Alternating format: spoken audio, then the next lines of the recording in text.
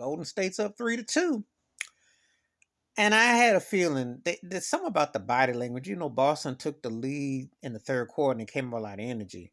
Something that told me Golden State was going to finish off tonight and win this game.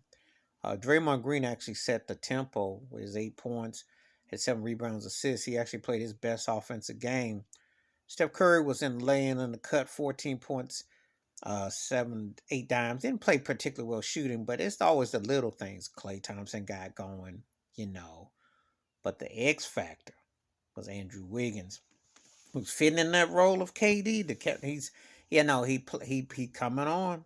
The rebounding, the scoring, he's coming on. He looking good, and I see it for Golden State to win. He'd have to be a big factor because I just waiting for him to wake up because he was kind of sleepwalking the first two, but he didn't came on the last two games. He came on a real way, and he played like that. He go to the hole. He got outside shot. He rebounds. He's athletic. He gives you the blocks.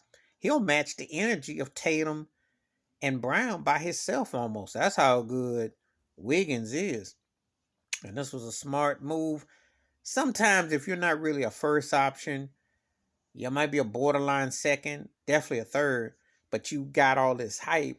And it takes cats a time to find themselves. Because I remember when he was in Minnesota, they had all the hype and swirl. Because he got traded originally from Cleveland to Minnesota. Because LeBron didn't want to play with no kids. And he got traded into Kevin Love trade. And every looked kind of, it was raw. You couldn't see it. But now, right situation. And see, that's the thing about playing with Steph Curry, how it rubs off on you. But that Warriors culture, these guys find themselves fit in real well. And you know, Boston looked flat the first quarter.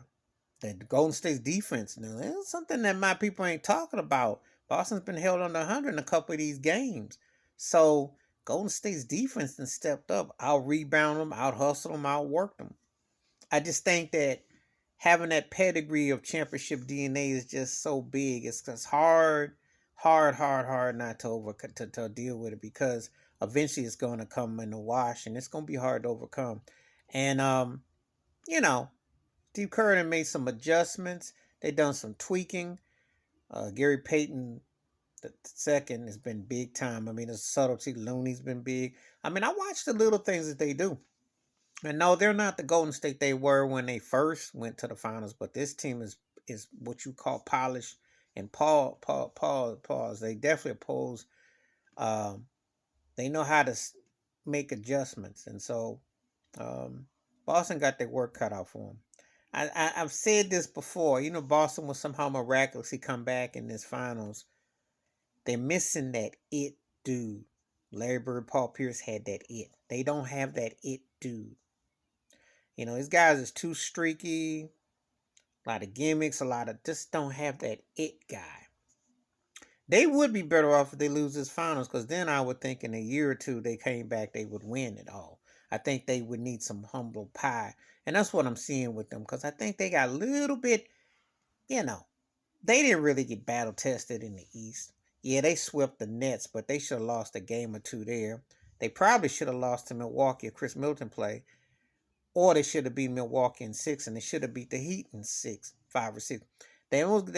When you let every series play off like that, you can't have every series go 6, 7 games, because then eventually you're gonna get found out. And Golden State is too smart.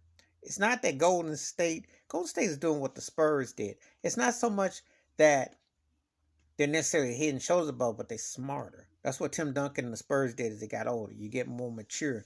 Because you win in different ways. You can't win the way you won the first two. But you'll win in different ways if you win others. And so you add the pieces, you play to your strengths, you start to use your noggin. That's what happens. So that's the big difference here, is that Golden State's are hustling. And they got pieces. Wiggins coming up. So that means you just don't know. Jordan Poole might have an explosion. Klay Thompson still doesn't have that eruption. So, and Steph is always Steph. Regardless if he scores a lot or he don't, he beats you in different ways. And Draymond actually played a decent offensive game. So that was, to me, just a little subtleties that all add up. And Boston getting distracted, and they looking at everything, and they're looking for help, and they can't utilize what they got. Good team, not a great team. I still think this is a very flawed finals, but I think Golden State should win it. They're the better team. And they got just some more weapons to throw back at Boston, and it showed tonight. It really did. And it's the first time Boston lost back to back, so we'll see what happens Thursday. You know, but yeah, that's my thoughts on Game 5, and we'll see how it plays out from here on out. But anyway, please hit the like, subscribe, welcome thoughts and comments, and I do respond. Thank you. Wash your hands, keep your mind clear, watch out for another, and just telling you, Golden State's experience is starting to kick in. You starting to see what's up. I'm out.